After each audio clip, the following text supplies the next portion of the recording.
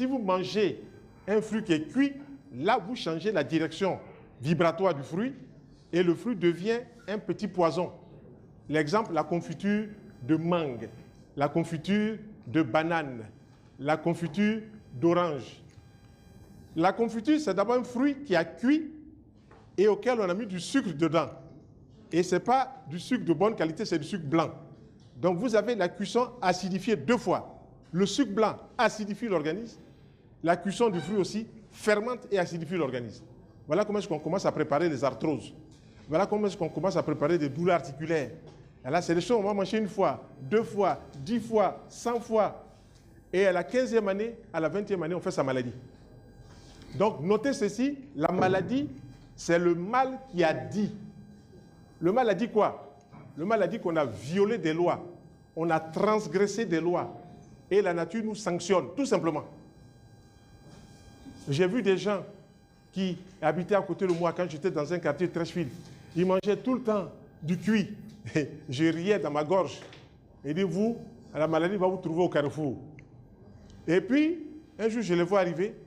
Ils viennent se soigner chez moi, mal en point. Et ils attendaient que je leur dise, bon, voilà tel médicament, voilà tel médicament. Il dit, mais l'alimentation, c'est le premier médicament. Nettoyez le terrain. Écrasez vos fruits comme vous voulez, puis vous allez nettoyer le terrain. Et c'est comme ça qu'ils ont commencé à manger. Et puis, quelques jours après, la sensation de bien-être a commencé à s'installer. Pourquoi? Quand vous introduisez des fruits juteux, vous apportez de l'eau dans le corps. L'eau nettoie les tissus. Quand vous apportez des fruits dans votre corps, vous apportez des vitamines. Les vitamines viennent combler les carences. Il manque des vitamines dans votre corps.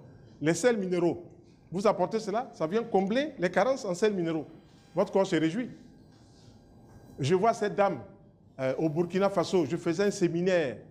Elle est venue me voir après, elle suivait mon séminaire. On a fait un séminaire sur 10 jours sur l'alimentation. 18h, 22h, 18h, 22h. On fait 40 heures. Elle me dit, docteur Aka, ma fille, depuis 5 ans, tous les jours, elle fait un palu dingue. C'est-à-dire c'est une autre forme de palu qui se manifeste au Burkina Faso. Encore que la fièvre, mais le corps est chaud comme ce n'est pas possible. Et puis moi, pour la chahuter, j'ai dit, ça c'est petit à faire, comme dit le petit Ivoirien. Il dit, ah, docteur, on fait tous les contrôles. J'ai dit, oui, vous avez fait tous les contrôles, ma naturothérapie, ça c'est petit à faire. On va aller au marché, vous allez acheter 3000 francs de citron. Il me dit, ah bon? J'ai dit, oui, 3000 francs de citron. Vous allez mettre 6 verres devant vous. Vous allez presser dans chaque verre 2 citrons. Vous pressez dans chaque verre 2 citrons.